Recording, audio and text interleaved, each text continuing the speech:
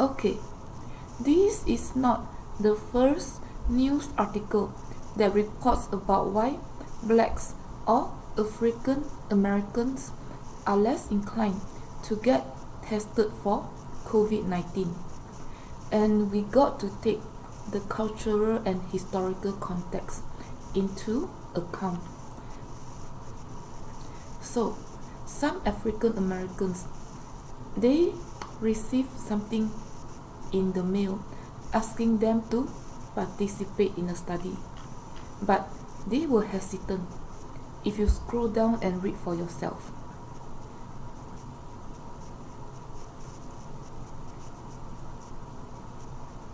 as you can see from here, in general, blacks were hesitant to agree to participate in the study or to get tested for COVID-19. And this is partly because of the Tuskegee experiment that occurred during the 40s or the 30s in the South. They were reminded of this experience. So, as we can see, the historical context is at play here. And these are their concerns. When they are reminded of that incident in the way past.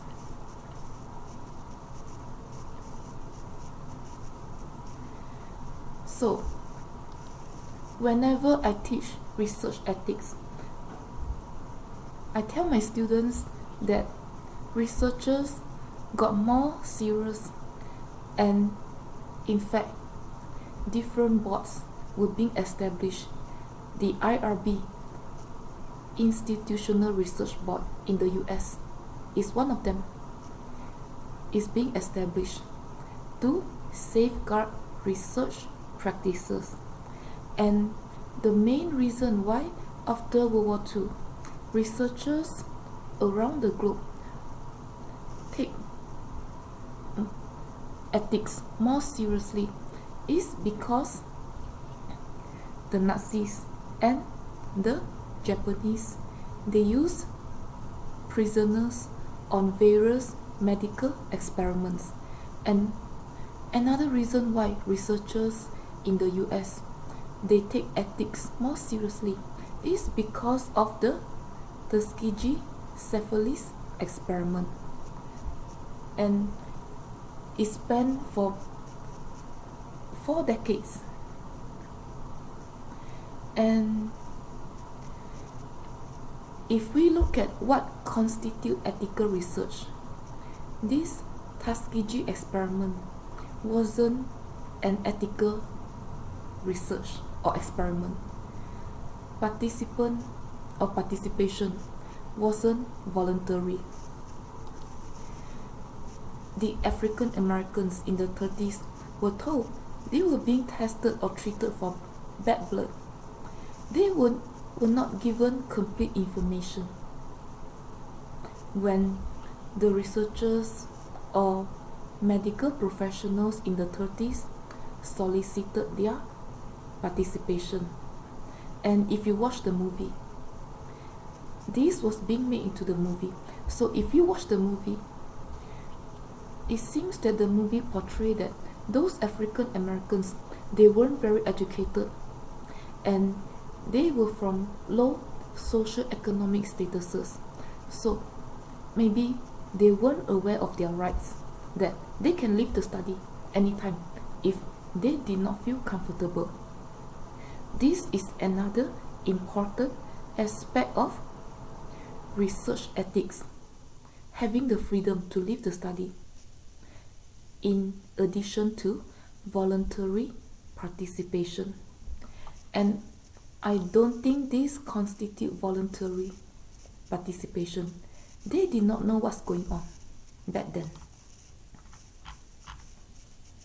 And they were just being observed according to that movie. And because of that, their symptoms, their conditions deteriorated. as time progressed.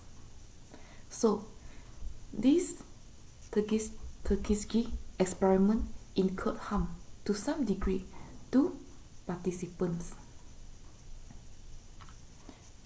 It incurred bodily and maybe psychological harm decades later, when African Americans realized they are being quote-unquote used by the researchers.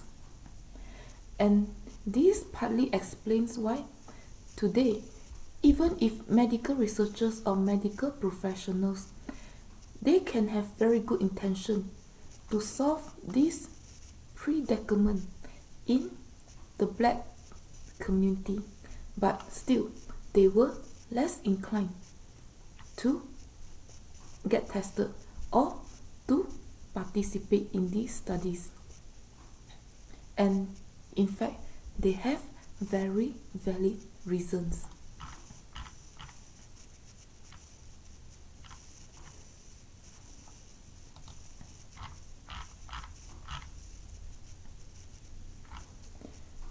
So, in my humble opinion, this Tuskegee experiment violated at least two important aspects of ethical research: voluntary participation and no harm to participants. So, this news implies that it is very important when medical professionals or medical researchers, they want to encourage people from certain segments of the population, whether it's black, it's Asian or Hispanic or even Caucasians, to get tested. It is very important for medical researchers, policymakers or medical professionals to take the historical and cultural context of that group into account. And because of that, there's always a need for cultural adapted diagnosis and treatment. And treatment suggestions or proposals should always adapt to the patient's need. Have a good day.